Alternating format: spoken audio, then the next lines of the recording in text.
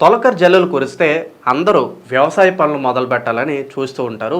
కానీ ఒకప్పటి రతనాల సీమ రాయలసీమలో మాత్రం వజ్రాల వేట కోసం అందరూ చూస్తూ ఉంటారు. రాయలసీమ జిల్లాలైన కర్నూలు, అనంతపురం జిల్లాల్లో ప్రజలు వజ్రాల కోసం వేట మొదలు పెడుతూ ఉంటారు.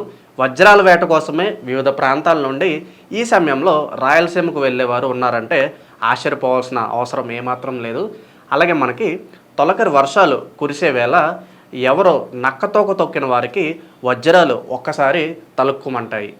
ఒక్క వజ్రం దొరికితే చాలు దరిద్రం పోయి లక్షాధికారులు, కోటీశ్వరులుగా మారుతూ ఉంటారు. వర్షాల సమయంలో రాయలసీమ జిల్లాల్లో కొందరు గొర్రెల కాపర్లు, వ్యవసాయ కూలీలు, మనకి అలాగే వ్యవసాయం చేసుకునే రైతులకు వజ్రాలు దొరికిన అనేక ఉదంతాలు ప్రతి సంవత్సరం అక్కడ చోటు చేసుకునే ఉంటాయి.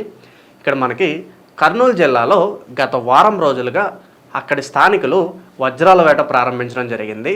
తొలకరి వర్షాలు కురుస్తున్న నేపథ్యంలో వజ్రాల కోసం వీళ్ళు ఎంతో ఆశగా అక్కడ వెతుకుతూ ఉంటారు.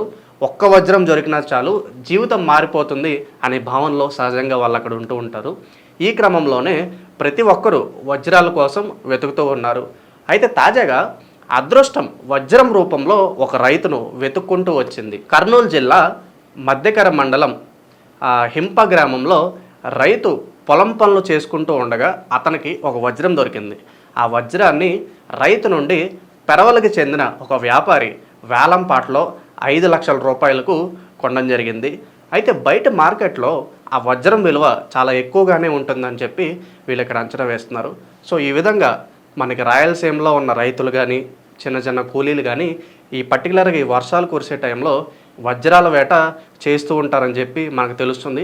సో కొంతమందికి దొరుకుతాయి, కొంతమంది దొరకవు. కానీ దొరికిన వారికి వాళ్ళు జాక్పాట్ కొట్టారనే చెప్పొచ్చు.